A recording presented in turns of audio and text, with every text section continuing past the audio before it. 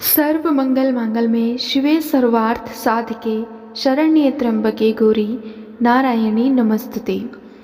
जय माता दी। आज चैत्र नवरात्रि का चौथा दिन है और आज की वीडियो में मैं आपको सुनाऊंगी दुर्गा सप्तशती का अध्याय 5, 6, 7 और 8। तो आइए माँ दुर्गा के चरणों में ध्यान लगाते हुए सुनते हैं अध्याय की कथा। देवताओं द्वारा देवी की स्तुति। महर्षि मेधा ने कहा, पूर्व काल में शुंभ निशुंभ नामक असुरों ने अपने बल के मद से इंद्र का त्रिलोकी का राज्य और यज्ञों के भाग छीन लिए और वह दोनों इसी प्रकार सूर्य, चंद्रमा, धर्मराज और वरुण के अधिकार भी छीनकर स्वयं ही उनका उपयोग करने लगे। वायु और अग्नि का कार्य भी वही करने लगे और इसके पश्चात उन्होंने जिन देवताओं का राज्य छीना था उनको अपने अपने स्थान से निकाल दिया। इस तरह से अधिकार छीने हुए दैत्यों तथा दैत्यों द्वारा निकाले हुए देवता अपराजिता देवी का स्मरण करने लगे कि देवी ने हमको वर दिया था कि मैं तुम्हारी संपूर्ण विपत्तियों को नष्ट करके रक्षा करूंगी। ऐसा विचार कर सब देवता हिमालय पर गए और भगवती विष्णु माया की स्तुति करने लगे। देवताओं ने कहा, देवी को नमस्कार है, शिव को नमस्कार है, प्रकृति और भद्रा को नमस्कार है। हम लोग रौद्र, नित्या और गौरी को नमस्कार करते हैं। ज्योत्सनामयी चंद्र रूपिणी व सुख रूप देवी को निरंतर नमस्कार है। शरणागतों का कल्याण करने वाली वृद्धि और सिद्धा रूपा देवी को हम बार बार नमस्कार करते हैं। और नैऋति राजाओं की लक्ष्मी तथा सर्वाणी को नमस्कार है। दुर्गा को दुर्ग, स्थलों को पार करने वाली दुर्गपारा को सारा, सर्वकारिणी ख्याति, कृष्ण और धूम्र देवी को सदैव नमस्कार है। अत्यंत सौम्य तथा अत्यंत रौद्र रूपा को हम नमस्कार करते हैं। उन्हें हमारा बारंबार नमस्कार है। जगत की आधारभूत कृति देवी को बार बार नमस्कार करते हैं।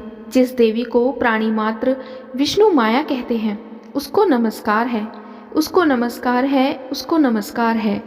जो देवी संपूर्ण प्राणियों में चेतना कहलाती है उसको नमस्कार है, उसको नमस्कार है, उसको नमस्कार है। जो देवी संपूर्ण प्राणियों में बुद्धि रूप से स्थित है उसको नमस्कार है, उसको नमस्कार है, उसको नमस्कार है। जो देवी सब प्राणियों में निद्रा रूप में विराजमान है उसको नमस्कार है, उसको नमस्कार है, उसको नमस्कार है। जो देवी संपूर्ण प्राणियों में शुद्धा रूप में विराजमान है उसको नमस्कार है, उसको नमस्कार है, उसको नमस्कार है। जो देवी संपूर्ण प्राणियों में छाया रूप से स्थित है उसको नमस्कार है, उसको नमस्कार है, उसको नमस्कार है। जो देवी सब प्राणियों में शांति रूप से स्थित है उसको नमस्कार है, उसको नमस्कार है, उसको नमस्कार है। जो देवी संपूर्ण प्राणियों में तृष्णा रूप से स्थित है उसको नमस्कार है, उसको नमस्कार है, उसको नमस्कार है। जो देवी सब प्राणियों में शांति रूप से स्थित है उसको नमस्कार है, उसको नमस्कार है, उसको नमस्कार है। जो देवी सब प्राणियों में जाति रूप से स्थित है उसको नमस्कार है, उसको नमस्कार है, उसको नमस्कार है। जो देवी सब प्राणियों में लज्जा रूप से स्थित है उसको नमस्कार है, उसको नमस्कार है, उसको नमस्कार है। जो देवी संपूर्ण प्राणियों में श्रद्धा रूप से स्थित है उसको नमस्कार है, उसको नमस्कार है, उसको नमस्कार है। जो देवी संपूर्ण प्राणियों में कांति रूप से स्थित है, जो देवी सब प्राणियों में लक्ष्मी रूप से स्थित है उसको नमस्कार है, उसको नमस्कार है, उसको नमस्कार है। जो देवी संपूर्ण प्राणियों में वृत्ति रूप से स्थित है उसको नमस्कार है, उसको नमस्कार है, उसको नमस्कार है। जो देवी सब प्राणियों में स्मृति रूप से विराजमान है उसको नमस्कार है, उसको नमस्कार है, उसको नमस्कार है। जो देवी सब प्राणियों में दया रूप से स्थित है वह उसको नमस्कार है, उसको नमस्कार है, उसको नमस्कार है। जो देवी सब प्राणियों में तुष्टि रूप से स्थित है उसको नमस्कार है, उसको नमस्कार है, उसको नमस्कार है। जो देवी संपूर्ण प्राणियों में मातृ रूप से स्थित है उसको नमस्कार है, उसको नमस्कार है, उसको नमस्कार है। जो देवी संपूर्ण प्राणियों में भ्रांति रूप से स्थित है, उसको नमस्कार है, उसको नमस्कार है, उसको नमस्कार है। जो देवी संपूर्ण प्राणियों में नित्य व्याप्त रहती है, उसको नमस्कार है, उसको नमस्कार है, उसको नमस्कार है। जो देवी चैतन्य रूप से इस संपूर्ण संसार को व्याप्त करके स्थित है, उसको नमस्कार है, उसको नमस्कार है, उसको नमस्कार है। पूर्व काल में देवताओं ने अपने अभीष्ट फल पाने के लिए जिसकी स्तुति की है और देवराज इंद्र ने बहुत दिनों तक जिसका सेवन किया है, वह कल्याण की साधना भूता ईश्वरी हमारा कल्याण और मंगल करे तथा सारी विपत्तियों को नष्ट कर डाले। असुरों के सताए हुए हम संपूर्ण देवता उस परमेश्वरी को इस समय नमस्कार करते हैं तथा जो भक्ति पूर्वक स्मरण किए जाने पर तुरंत ही सब विपत्तियों को नष्ट कर देती है, वह जगदम्बा इस समय भी हमारा मंगल करके हमारी समस्त विपत्तियों को दूर करे। महर्षि मेधा ने कहा, हे राजन, इस प्रकार जब देवता स्तुति कर रहे थे तो उसी समय पार्वती देवी गंगा में स्नान करने के लिए आई। तब उनके शरीर से प्रकट होकर शिवा देवी बोली, शुंभ दैत्य के द्वारा स्वर्ग से निकले हुए और निशुंभ से हारे हुए यह देवता मेरी स्तुति कर रहे हैं।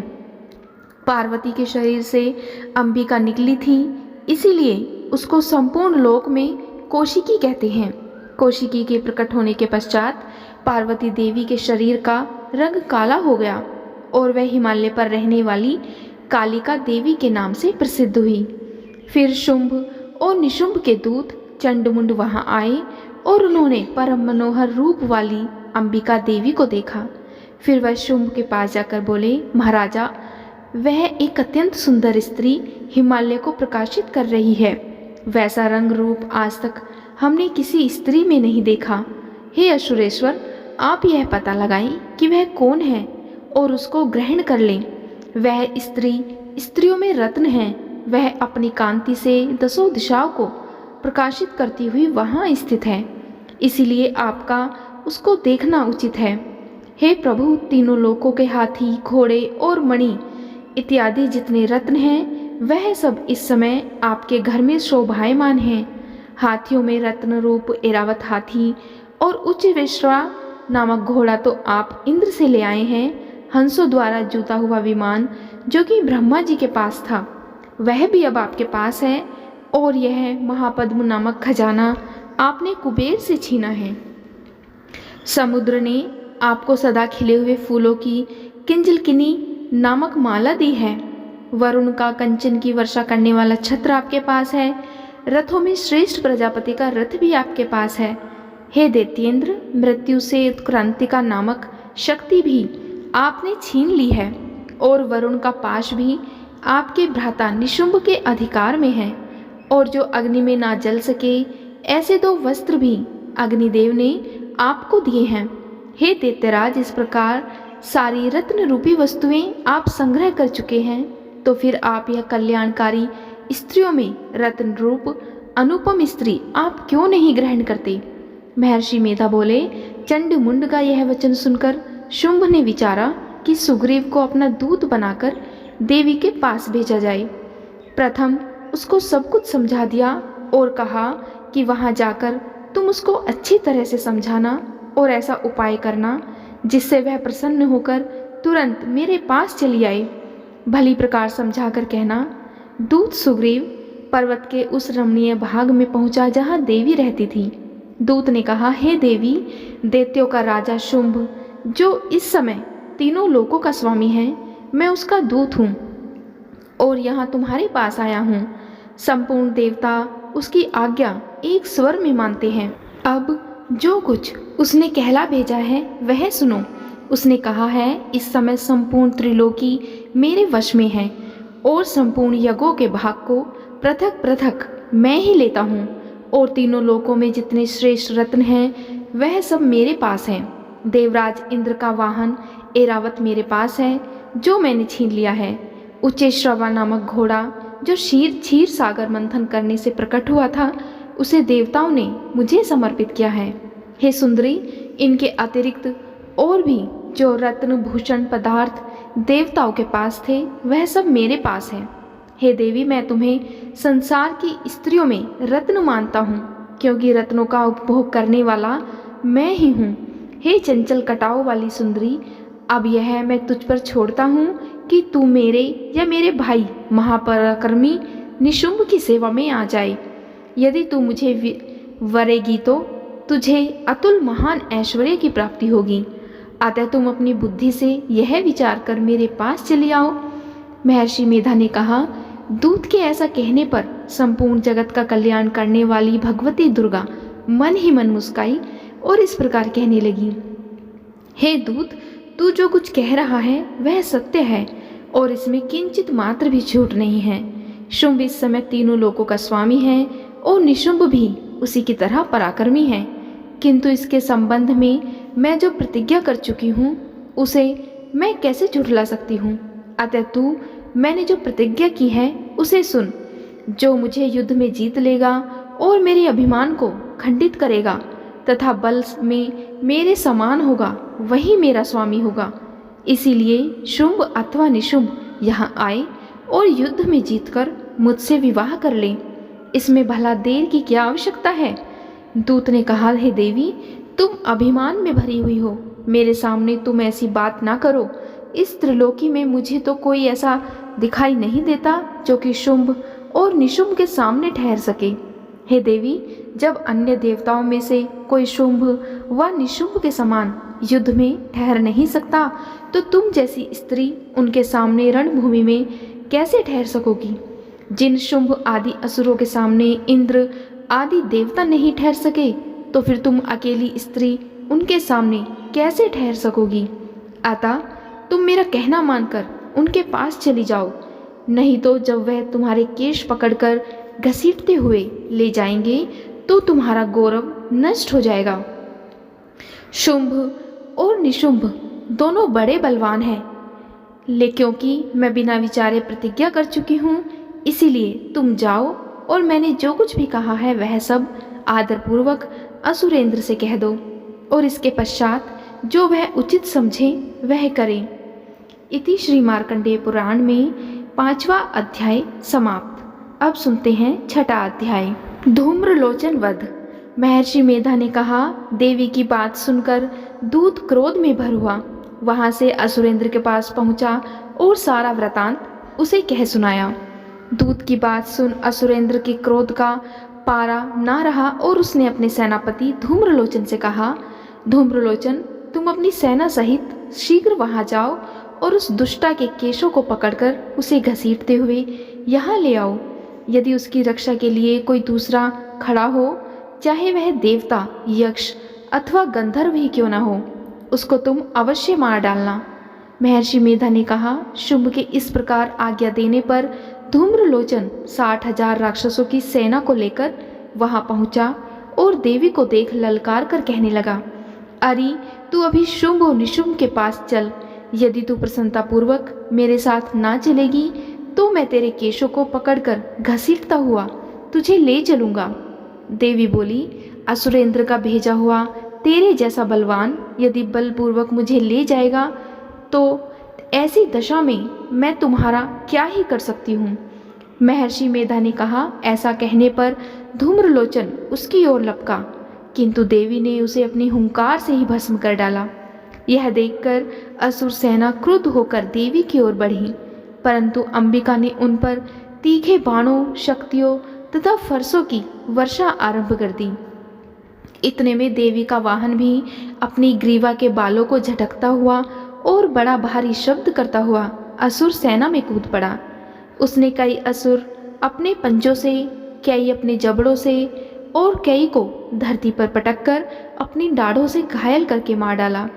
उसने कई असुरों के अपने नख से पेट फाड़ डाले और कई असुरों को तक केवल थप्पड़ मारकर सिर धड़ से अलग कर दिया। कई असुरों की भुजाएं और सिर तोड़ डाले और गर्दन के बालों को हिलाते हुए उसने कई असुरों को पकड़कर उनके पेट फाड़कर उनका रक्त पी डाला। इस प्रकार देवी के उस महाबलवान सिंह ने क्षण भर में असुर सेना को समाप्त कर दिया।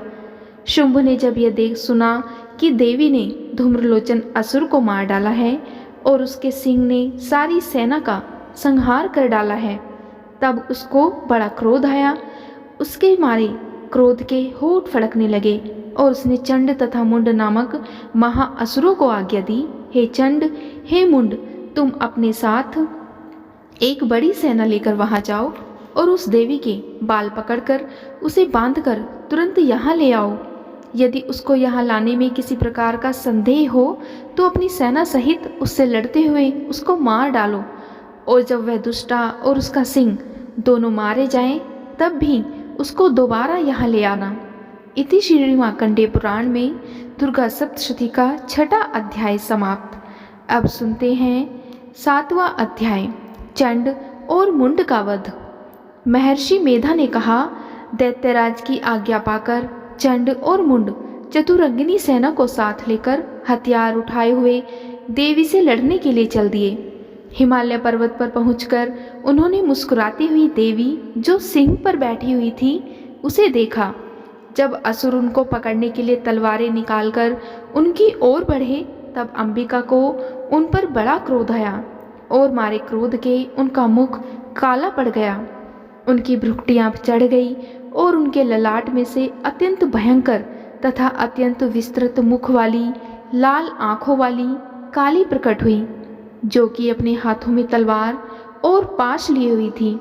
वह विचित्र खड्ग धारण किए हुए थी तथा चीते के चर्म की साड़ी एवं नरमुंडों की माला पहन रखी थी। उसका मांस सूखा हुआ था और शरीर केवल हड्डियों का ढांचा था, और जो भयंकर शब्द से दिशाओं को पूर्ण कर रही थी वह असुर सेना पर टूट पड़ी और दैत्यों का भक्षण करने लगी। वह पार्श्व रक्षकों, अंकुशधारी महावतों, हाथियों पर सवार योद्धाओं और घंटा सहित हाथियों को एक हाथ से पकड़ पकड़ कर अपने मुंह में डाल रही थी, और इस प्रकार वह घोड़ों, रथों, सारथियों व रथों में बैठे हुए सैनिकों को मुंह में डालकर भयानक रूप से चबा रही थी। किसी के केश पकड़कर, किसी को पैरों से दबाकर और किसी दैत्य को छाती से मसलकर मार रही थी। वह दैत्य के छोड़े हुए बड़े बड़े अस्त्र शस्त्रों को मुंह में पकड़कर और क्रोध में भरकर उनको दांतों में पीस रही थी। उसने कई बड़े बड़े असुर भक्षण कर डाले, कितनों को रोंद डाला और कितनी उसकी मार के मारे भाग गए। कितनों को उसने तलवार से मार डाला, कितनों को अपने दांतों से समाप्त कर दिया, और इस प्रकार से देवी ने क्षण भर में संपूर्ण दैत्य सेना को नष्ट कर दिया। यह देख महापराक्रमी चंड काली देव की ओर पलका और मुंड ने भी देवी पर अपने भयानक बाणों की वर्षा आरंभ कर दी और अपने हजारों चक्र उस पर छोड़े। उस समय वह चमकते हुए बाण व चक्र देवी के मुख में प्रविष्ट हुए इस प्रकार दिख रहे थे मानो बहुत से सूर्य मेघों की घटा में प्रविष्ट हो रहे हों। इसके पश्चात भयंकर शब्द के साथ काली ने अत्यंत जोश में भरकर विकट अट्टहास किया। उसका भयंकर मुख देखा नहीं जाता था। उसके मुंह से श्वेत दांतों की पक्ति चमक रही थी। फिर उसने तलवार हाथ में लेकर शब्द कहकर चंड के ऊपर आक्रमण किया और उसके केश पकड़कर उसका सिर काटकर अलग कर दिया। चंड को मरा हुआ देखकर मुंड देवी की ओर लपका, परंतु देवी ने क्रोध में भरे उसे भी अपनी तलवार से यमलोक पहुंचा दिया। चंड और मुंड को मरा हुआ देखकर उसकी बाकी बची हुई सेना वहां से भाग गई। इसके पश्चात काली चंड और मुंड के कटे हुए सिरों को लेकर चंडिका के पास गई और प्रचंड अट्टहास के साथ कहने लगी, हे देवी, चंड और मुंड दो महादैत्यों को मारकर तुम्हें भेंट कर दिया है। अब शुंभ और निशुंभ को तुमको स्वयं वध करना है। महर्षि मेधा ने कहा, वहां लाए हुए चंड और मुंड के सिरों का देखकर कल्याणकारी चंडी ने काली से मधुर वाणी में कहा, हे देवी, तुम चूंकि चंड और मुंड को मेरे पास लेकर आई हो, अतः संसार में चामुंडा के नाम से तुम्हारी ख्याति होगी। जय माँ चामुंडा। इति श्री मार्कंडेय पुराण में श्री दुर्गा सप्तशती का 7वां अध्याय समाप्त। अब सुनते हैं 8वें अध्याय की कथा। 8वां अध्याय, रक्त बीज वध। महर्षि मेधा ने कहा, चंड और मुंड नामक असुरों के मारे जाने से और बहुत सी सेना के नष्ट हो जाने से असुरों के राजा प्रतापी शंभु ने क्रोधयुक्त होकर अपनी संपूर्ण सेना को युद्ध के लिए तैयार होने की आज्ञा दी। उसने कहा, अब उदयुद्ध नामक 86 असुर सेनापति अपनी सेनाओं के साथ युद्ध के लिए जाएं और कंबु नामक 84 सेनापति भी युद्ध के लिए जाएं और कोटि वीर्य नामक 50 सेनापति और धूम्रकुल नाम के 100 सेनापति प्रस्थान करें। कालक, दोरद, मौर्य और काल के यह दैत्य भी मेरी आज्ञा से सजकर युद्ध के लिए कूच करें। भयानक शासन करने वाला असुरों का स्वामी शुंभ इस प्रकार आज्ञा देकर बहुत बड़ी सेना के साथ युद्ध के लिए चला। उसकी सेना को अपनी ओर आता देखकर चंडिका ने अपनी धनुष की टंकोर से पृथ्वी और आकाश के बीच का भाग गुंजा दिया। हे राजन, इसके पश्चात देवी के सिंह ने दहाड़ना आरंभ कर दिया और अंबिका के घंटों के शब्दों ने उस ध्वनि को और भी बढ़ा दिया। धनुष की टंकार, शेर की दहाड़ और घंटे के शब्द से पृथ्वी और आकाश के बीच का भाग गूंज उठा और उसके साथ ही देवी ने अपने मुख को भी भयानक बना लिया। ऐसे भयानक शब्द को सुनकर राक्षसी सेना ने देवी तथा सिंह को चारों ओर से घेर लिया। हे राजन, उस समय दैत्यों के नाश के लिए और देवताओं के हित के लिए ब्रह्मा, शिव, कार्तिकेय, विष्णु तथा इंद्र आदि देवों की शक्तियां जो अत्यंत पराक्रम और बल से संपन्न थीं, उनके शरीर से निकलकर उसी रूप में चंडिका देवी के पास गई। जिस देवता का जैसा रूप था, जैसे आभूषण थे और जैसा वाहन था, वैसा ही रूप, आभूषण और वाहन लेकर उन देवताओं की शक्तियां दैत्यों से युद्ध करने के लिए आई।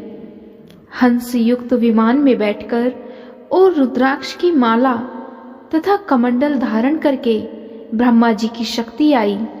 वृषभ पर सवार होकर, हाथ में त्रिशूल लेकर, महानाग का कंकड़ पहनकर और चंद्र रेखा से विभूषित होकर भगवान शंकर की शक्ति माहेश्वरी आई और मोर पर आरूढ़ होकर हाथ में शक्ति लिए दैत्यों से युद्ध करने के लिए कार्तिकेय जी की शक्ति उन्हीं का रूप धारण करके आई। भगवान विष्णु की शक्ति गरुड़ पर सवार होकर शंख, चक्र, श्रांग, गदा, धनुष तथा खड्ग हाथ में लिए हुए आई। श्रीहरि की शक्ति वाराही वाराह का शरीर धारण करके आई और नरसिंह के समान शरीर धारण करके उनकी शक्ति नरसिंही भी आई।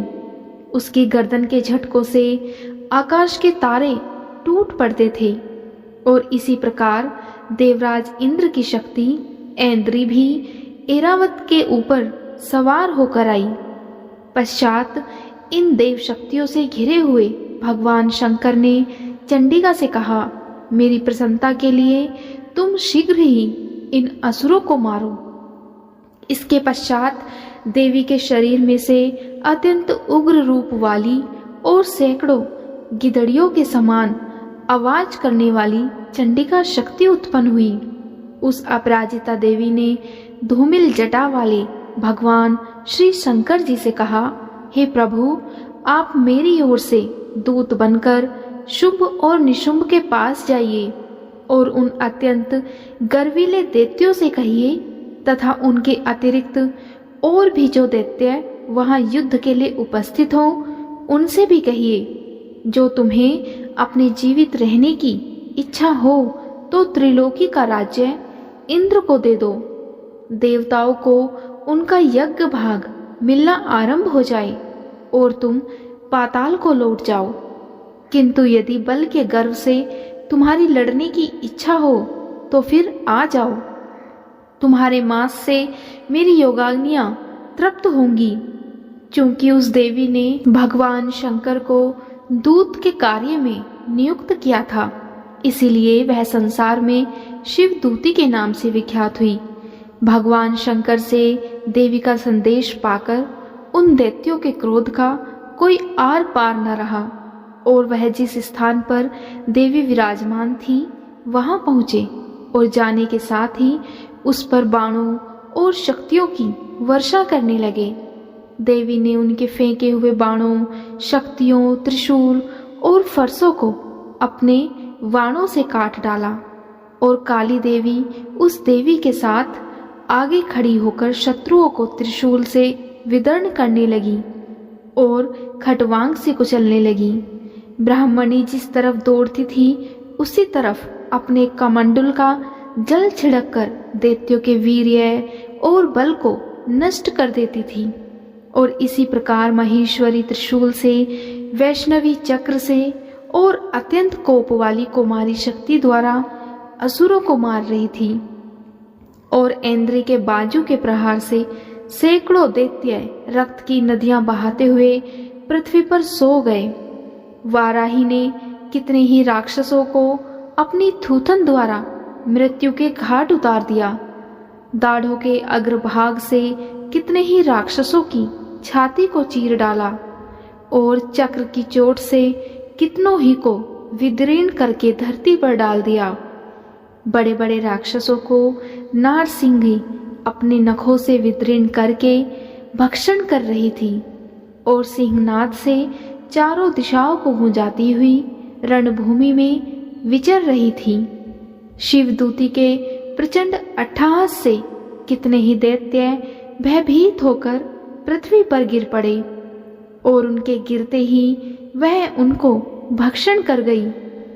इस तरह क्रोध से भरे हुए मात्र गणों द्वारा नाना प्रकार के उपायों से बड़े बड़े असुरों को मरते हुए देखकर राक्षसी सेना भाग खड़ी हुई और उनको इस प्रकार भागता देखकर रक्त बीज नामक महापराक्रमी राक्षस क्रोध में भरकर युद्ध के लिए आगे बढ़ा। उसके शरीर से रक्त की बूंदें पृथ्वी पर जैसे ही गिरती थी, तुरंत वैसे ही शरीर वाला तथा वैसा ही बलवान दैत्य पृथ्वी से उत्पन्न हो जाता था। रक्त बीज हाथ में गदा लेकर इंद्री के साथ युद्ध करने लगा। जब इंद्री शक्ति ने अपने वज्र से उसको मारा तो घायल होने के कारण उसके शरीर से बहुत सा रक्त बहने लगा और उसकी प्रत्येक बूंद से उसके समान ही बलवान तथा महापराक्रमी अनेकों दैत्य भयंकर रूप से प्रकट हो गए। वह सब के सब दैत्य बीज के समान ही बलवान और तेज वाले थे। वह भी भयंकर अस्त्र शस्त्र लेकर देवियों के साथ लड़ने लगे। जब इंद्र के वज्र प्रहार से उनके मस्तक पर चोट लगी और रक्त बहने लगा तो उसमें से हजारों ही पुरुष उत्पन्न हो गए। वैष्णवी ने चक्र से और इंद्री ने गदा से रक्त बीज को चोट पहुंचाई और वैष्णवी के चक्र से घायल होने पर उसके शरीर से जो रक्त बहा उससे हजारों महाअसुर उत्पन्न हुए, जिनके द्वारा यह जगत व्याप्त हो गया। कुमारी ने शक्ति से, वाराही ने खड्ग से और माहेश्वरी ने त्रिशूल से उसको घायल किया।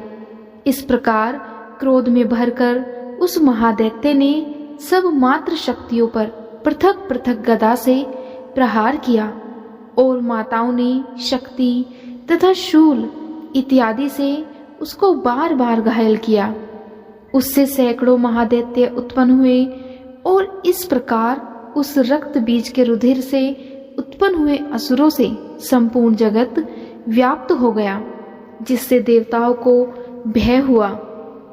देवताओं को भयभीत देखकर चंडिका ने काली से कहा, हे चामुंडे, अपने मुख को बड़ा करो और मेरे शस्त्रघात से उत्पन्न हुए रक्त बिंदुओं तथा रक्त बिंदुओं से उत्पन्न हुए महाअसुरों को तुम अपने इस मुख से भक्षण करती जाओ। इस प्रकार रक्त बिंदुओं से उत्पन्न हुए महादैत्यों को भक्षण करती हुई तुम रणभूमि में विचरो। इस प्रकार रक्त क्षीण होने से वह दैत्य नष्ट हो जाएगा। तुम्हारे भक्षण करने के कारण अन्य दैत्य नहीं उत्पन्न होंगे। काली से इस प्रकार कहकर चंडिका देवी ने रक्त बीज पर अपने त्रिशूल से प्रहार किया और काली देवी ने अपने मुख से उसका रक्त ले लिया। तब उसने गदा से चंडिका पर प्रहार किया। प्रहार से चंडिका को तनिक भी कष्ट न हुआ, किंतु रक्त बीज के शरीर से बहुत सा रक्त बहने लगा। लेकिन उसके गिरने के साथ ही काली ने उसको अपने मुख में ले लिया। काली के मुख में उस रक्त से जो असुर उत्पन्न हुए उनको उसने भक्षण कर लिया और रक्त को पीती गई। तदंतर देवी ने रक्त बीज का जिसका कि खून काली ने पिया था, चंडिका ने उस दैत्य को वज्र, बाण, खड्ग तथा रिष्टि इत्यादि से मार डाला। हे राजन, अनेक प्रकार के शस्त्रों से मारा हुआ और खून से वंचित वह महादैत्य रक्त बीज पृथ्वी पर गिर पड़ा। हे राजन, उसके गिरने से देवता अत्यंत प्रसन्न हुए और माताएं उन असुरों का रक्त पीने के पश्चात उद्वत होकर नृत्य करने लगी। सप्तशती का 8वां अध्याय यहीं पर समाप्त होता है। प्रेम से बोलिए माँ दुर्गा की जय।